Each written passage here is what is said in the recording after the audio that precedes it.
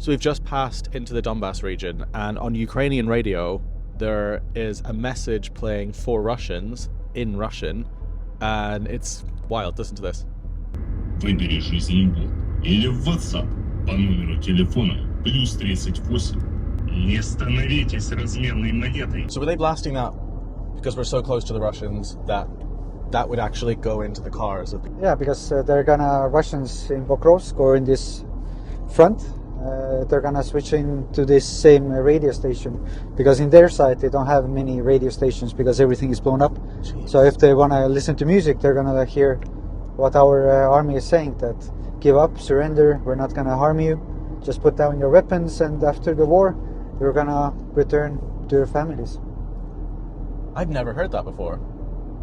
I mean, I guess this is as old as time in wars, right? Dropping leaflets, putting out messaging. But I don't know if Russia's doing that, are they? Russia is doing the same thing they did the same thing in Kharkiv. Their propaganda was much different. It's like, we're not gonna kill you, give up, we're much stronger. So I remember the last time we passed the Donbas sign, we went straight because we were going to Pokrovsk, but now we've gone a different route because I guess these roads are now yeah, because completely different. there's a lot of FPV drones, and we don't have anti-drone system on our vehicle, so there's just not worth the risk, especially when we have 3 vehicles in a convoy, so we're a much bigger target. Now we're gonna drop off a vehicle for our artillery unit, just CVR in that direction. Definitely can't go now because Russians are trying to push towards Konstantinovka. Mm-hmm. And even Konstantinovka now is, they don't let many volunteers in, they don't let civilians in, because Konstantinovka is every day getting hit with glide bombs. Every single day. There's FPV drones already, because Russians are 7 kilometers from the city. And I guess they're doing it now more than ever because they are more emboldened, right? That's why they started pushing very hard in Kursk. That's why they're pushing hard here. Trump's administration has just encouraged Russia to push even harder. The last time we were here, you had a drone detector in the car, but it's gone. Did you give it away? Yes, we gave it to unit because the unit needs it more than us. Sometimes it's better to know. It's better to not know. Better to not know what's outside. Yeah, I guess so. Actually, I remember the first time it went off and it started beeping when we were in this area. And I said it was like the scene in Jurassic Park with the water cup, and the water just starts to vibrate, and you're like, something is not good. Yeah, but it's better to not hear it, I guess. Say if you didn't have water cup, you didn't know that there's T-Rex outside. So I guess you're right. Yeah, okay. It's crazy that these villages as well, all down here, I imagine some of the residents will be thinking, in a few months' time, the Russians could actually be in my house. No, but we drove past, you saw there's old woman gardening, because it's nearly spring, and she's preparing, her garden to plant flowers and vegetables, and even though the Russians are 10 kilometers away, or 15. It's wild. No, because life has to continue, and they hope that this will end before it reaches them. To speed up that. Put your seatbelt on, because there's going to be people in your comments saying that why is he wearing seatbelt and you're not. Oops. The closer you go to front, it's best not to have a seatbelt on. So we get hit with FPV drone, the car catches fire, you have to get out from the vehicle as soon as possible. Did you read the freeloader comment this morning that Trump's team put out? They said that Europeans are a bunch of freeloaders, Europe are freeloaders, and they're sick of spending money on defense helping Ukraine. Europe has spent significantly more than America has on Ukraine and sent more aid. Trump and his administration is just full of shit. How much did Europe spend in Afghanistan, Iraq wars, going to help US for 20 years? We was there. So you're going to be delivering equipment now, right? We'll be meeting one of the first units. Now we're going to give a vehicle to artillery unit, and then we're going to give anti-drone system. I want to ask some of the units what they think about the US right now, because the US has basically said, Trump has basically said that they don't know what they're fighting for, they want to be Russian, all these oblasts are Russian, It'd be good to actually capture their reaction to that, because obviously it's ludicrous. Yeah, I mean, it's the same. It's the same Russian narrative that they've been pushing for decades. It's not about protecting Russian speakers. It's about killing everyone and taking land.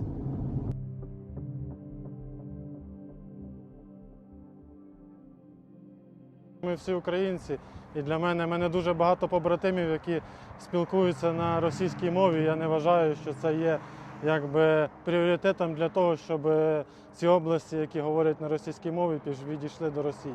Вони такі ж самими є українцями, як і ті українці, які говорять українською мовою. Ну, тому що я народився в цій країні, якби тут всі мої родичі, всі батьки. Якби і не хочеться, щоб окупант зайшов на територію. Я сам зі Львова. Якби пішов на війну для того, щоб зупинити війну і щоб був мир, якби ми всі жили в мирі і в злагоді, якби в Україні. Що ми тут, як вона називається правильно, що ми тут боронимо не тільки Україну, а й всю Європу. Тому що якщо Росія захопить Україну, їхня наслідуюча ціль буде Європа. So those guys that you just delivered, what was it, an antenna? 33rd Brigade, yes. It's drone antenna repeater, so it's gonna extend the distance, how far the drone is gonna fly.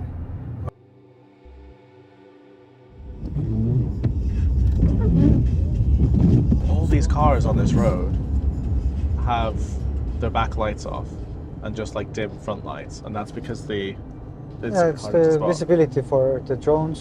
So if you're at night between the forest or driving these small roads, so it wouldn't be visible. A lot of them duct tape their front headlights as well with blue or yellow or blue or green tape, so it wouldn't be so visible. As long as you can see where you drive, but most important is that the Russian drones can't see you. Definitely reconnaissance drones can see us. Reconnaissance drones, even at night, because they have super good thermal cameras. They fixate, they follow you. When you stop somewhere by a house, they may fix the position and then send a Shahid drone or Lancet or something. So isn't it more of a risk for that unit that is letting us stay with them now that there's two cars pulling up right outside their house?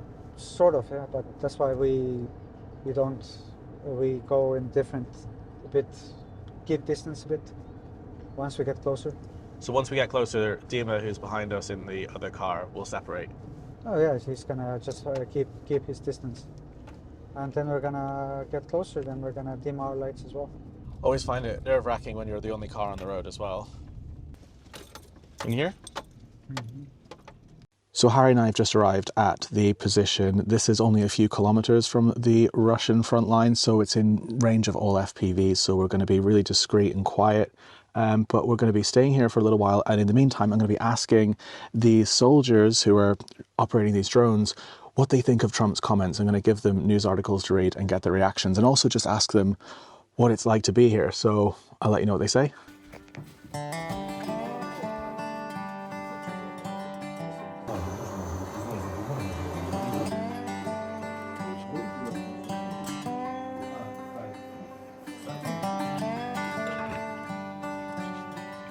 And how long have you guys known each other, did you say, Harry?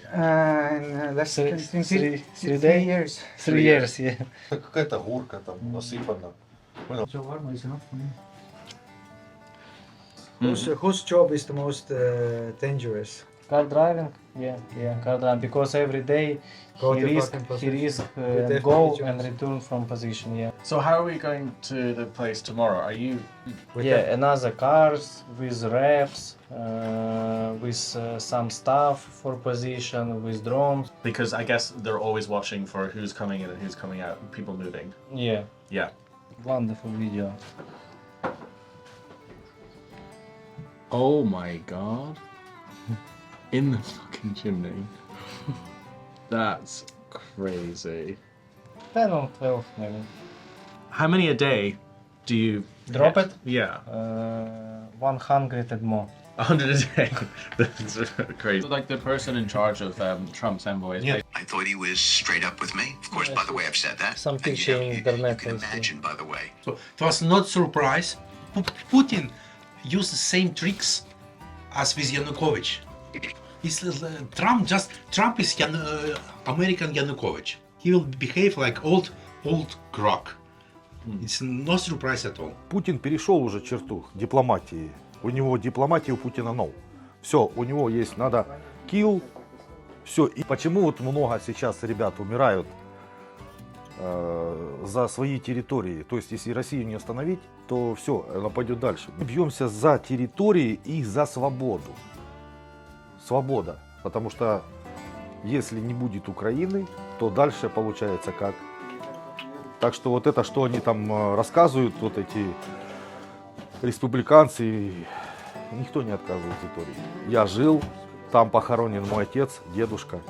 Это моя родина.